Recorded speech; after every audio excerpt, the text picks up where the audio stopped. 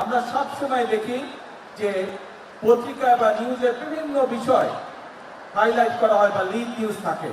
আপনাদের কাছে আমার অনুরোধ, আপনাদের মাধ্যমে আপনাদের কর্তৃপক্ষের কাছে আমার অনুরোধ, এই যে আজকে যে ইভেন্টে আপনারা দেখে গেলেন, এই ইভেন্টটা হচ্ছে বাংলাদেশের ভবিষ্যৎ, বাংলাদেশের ফিউচার। এই ইভেন্টটা আজকে এরা হচ্ছে এই যে যারা প্যান্ডেলের নিচে বসে আছে, যারা গ্যালারিতে বসে আছে, তারা হচ্ছে বাংলাদেশের ভবিষ্যৎ, ভবিষ্যৎ বাংলাদেশ। কাজেই আপনাদের কাছে অনুরোধ থাকবে, যত নিউজই থাক, আগামীকাল আপনাদের সম্প্রচারিত প্রতিষ্ঠানে, আপনাদের পত্রিকায় যদি আজকের এই বাচ্চাদের খেলা, আজকের এই ভবিষ্যৎ যারা আছে তাদের নিউজটা যেন আজকে আগামীকাল লিড করা হয়, এটি আমার অনুরোধ রইল আপনাদের কাছে। আশা করি আপনারা কালকে বা রাত্রের ইলেকট্রনিক মিডিয়াতে আপনারা আমাদের এই ভবিষ্যৎকে আপনারা তুলে ধরবেন। আমাদের বাংলাদেশ, আমরা অনেক সমস্যায় আছে বাংলাদেশে, আমরা সেটি অস্বীকার করছি না, কিন্তু এই সমস্যার পাশাপাশি আমরা দেখতে পাচ্ছি যে বাংলাদেশকে আমরা কোথায় নিয়ে যেতে পারবো। প্রিয় বন্ধুরা, আমরা জানি তোমাদের যে স্কুল কলেজগুলো আছে, স্কুলগুলো আছে, অনেক স্কুল হয়তো তোমাদের সঠিকভাবে বসার ব্যবস্থা নেই, অনেক স্কুলে হয়তো ফ্যান ঠিকভাবে নেই। আমরা কাজ করছি, তোমাদের এই সরকার কাজ করছে তোমাদের স্কুলগুলো যাতে ধীরে ধীরে আমরা গড়ে তুলতে পারি। কিন্তু আজকে এই নতুন করে স্পোর্টস ইভেন্টে তোমাদের কাছ থেকে আমি একটি কথা নিতে চাই।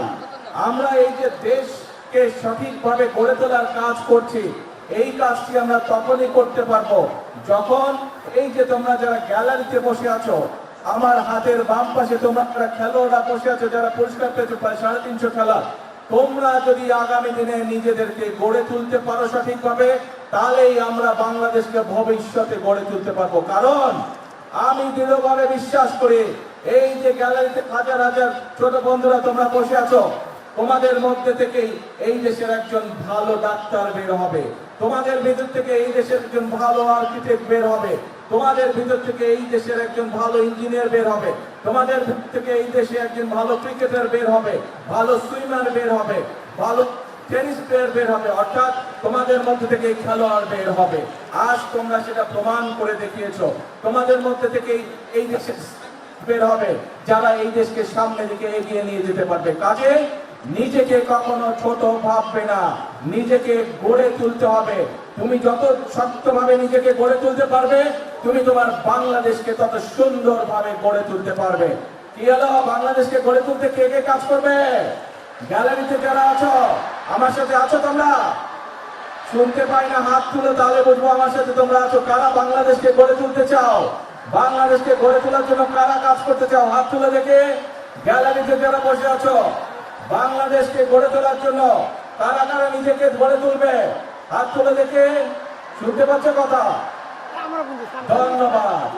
এখন কথা হচ্ছে, পড়ার সময় মন দিয়ে পড়তে হবে, কিন্তু খেলার সময় একইভাবে মন দিয়ে খেলতে হবে।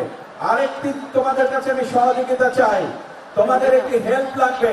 শুধু যে গ্যালারিতে যারা বসে আছো তারা না, নিশ্চয়ই এই অনলাইন বা টেলিভিশনের মাধ্যমে সারা বাংলাদেশে তোমাদের মতন সারা বাংলাদেশে আমাদের যারা ভবিষ্যৎ আছে, ছোট ছোট বন্ধুরা আছে, তোমাদের সকলের কাছে আমি একটি সহযোগিতা চাই, একটি সাহায্য চাই। সেটি কি সাহায্য? এই দেশটা আমাদের সকলের দেশ, এই দেশের আলো, এই দেশের বাতাস, এই দেশের পরিবেশ আমরা সকলে মিলে যদি ঠিক রাখি, তাহলে আমরা একটি সুন্দর পরিবেশে থাকতে পারবো। তুমি সুন্দর পরিবেশে বড় হতে পারবে, তুমি সুন্দর পড়তে পারবে, তুমি সুন্দর পরিবেশে পড়ালেখা করতে পারবে। সেই জন্য আমি তোমাদের সকলের কাছে যে সাহায্যটি চাই, তোমরা নিশ্চয়ই দেখেছো রাস্তা দিয়ে হেঁটে যাওয়ার সময় তোমার বাসার আশেপাশে অনেকে বিভিন্ন রকম ময়লা ফেলে যায়, বিভিন্ন রকম প্লাস্টিকের বোতল ফেলে যায়, সেটি পুকুর হোক, নদী নালা হোক, বাসার আশেপাশে। এখন থেকে যদি এরকম কোনো দৃশ্য তোমাদের চোখে পড়ে, প্লিজ তোমরা তাকে বারণ করবে। দরকার হলে সেই ময়লাটি তোমরা তুলে নিয়ে গিয়ে যেখানে ময়লা ফেলার জায়গা নির্দিষ্ট, সেই জায়গায় ময়লা ফেলতে হবে। আরেকটি কাজ তোমাদেরকে করতে হবে, কেউ যদি পুকুর, নদী নালায় ময়লা ফেলে, যদি তুমি পারো বন্ধুদেরকে সাথে নিয়ে সেই ময়লাটিকে পরিষ্কার করবে, যাতে আমাদের পরিবেশটি, আমাদের নদীর পানি, পুকুরের পানি যাতে পরিষ্কার থাকে, যাতে সেখানে মানুষ সুন্দরভাবে হাঁটাচলা করতে পারে বা মানুষ সেখানে বসতে পারে পুকুরের পাড়ে। আসো। এরপরে আরেকটি তোমাদের সহযোগিতা চাই আমার, আরেকটি তোমাদের হেল্প চাই আমার। সেই হেল্পটি হচ্ছে প্রতি বছর চেষ্টা করবে তোমার বাড়ির আশেপাশে হোক, তোমার স্কুলের আশেপাশে হোক, অথবা যেখানে তুমি সুবিধা মনে করো সেইখানে একটি করে প্রতি বছর গাছ লাগাতে হবে। গাছ যদি আমরা লাগাতে পারি আমাদের পরিবেশটা সুন্দর হবে, পরিষ্কার হবে, আমরা সকলে মিলে বুক ভরে শ্বাস নিতে পারবো। এবং আরেকটি কাজ তোমাদেরকে করতে হবে। আমাদের কিছু কিছু মানুষ আছে যারা প্রকৃতির প্রতি, বিভিন্ন পশু পাখির প্রতি অত্যন্ত নির্দয় হয়। আজকে আমার সকল ছোট বন্ধুদেরকে আমি অনুরোধ করব, আসো আমাদের আশেপাশে যত কুকুর, বিড়াল, হাঁস, মুরগি, গরু, ছাগল, যত রকম পশু পাখি আছে আমরা চেষ্টা করব, এইগুলো আমাদের দেশের সম্পদ। আমরা চেষ্টা করব এই যে প্রকৃতির আল্লাহ দেওয়া বিভিন্ন জীবজন্তু, পশু পাখি, এদের যত্ন নেওয়ার আমরা চেষ্টা করব। যত্ন যদি নিতে পারে অন্তত আমরা চেষ্টা করব তাদের যাতে কোনো প্রকার ক্ষতি হতে না পারে, সেই চেষ্টাটি আমরা করব। কি বন্ধুরা, আমাকে এই হেল্পটা করবে? তোমরা করবে? Thank you so much. আর শেষ কথা হলো, আজকের বক্তব্যের শেষ কথা হলো, আমরা আছি, তোমরা যে পড়ালেখা করতে চাইবে সরকার থেকে আমরা তার ব্যবস্থা করবো যাতে সে ভালো করে পড়ালেখা করতে পারে। তোমরা যে গান গাইতে চাইবে, যে ছবি আঁকতে চাইবে, যে খেলাধুলা করতে চাইবে, আমরা সব রকম তোমাদেরকে সহযোগিতা করার সর্বোচ্চ চেষ্টা করবে সরকার। কিন্তু তোমাদেরকে সঠিকভাবে তোমাদেরকে গড়ে তুলতে হবে। তোমাদের দিকে বাংলাদেশের ভবিষ্যৎ তাকিয়ে আছে, বাংলাদেশ তোমাদের দিকে তাকিয়ে আছে। তোমরা যদি নিজেদেরকে গড়ে তুলতে পারো আমরা একটা সুন্দর বাংলাদেশ গড়ে তুলতে পারবো। এই কাজ আমরা হয়তো শুরু করেছি, আমরা মাত্র শুরু করতে পারবো, কিন্তু বাংলাদেশ গড়ার কাজ তোমাদেরকে এগিয়ে নিয়ে যেতে হবে, এগিয়ে নিয়ে যেতে হবে তোমাদেরকে। বাংলাদেশ গড়ার কাজ পারবে এগিয়ে নিয়ে যেতে? কে বন্ধুরা, কে বন্ধুরা পারবে? Thank you. আজকে আর বক্তৃতা না, চলো যারা আজকে জিতেছে তাদেরকে আমরা আজকে অভিনন্দন জানাবো। এই যারা জিতেছে, যারা খেলোয়াড় আছে, এদেরকে এই পর্যন্ত আসার জন্য তাদের পরিবারের বাবা মাদেরকে আমি আন্তরিকভাবে ধন্যবাদ জানাই।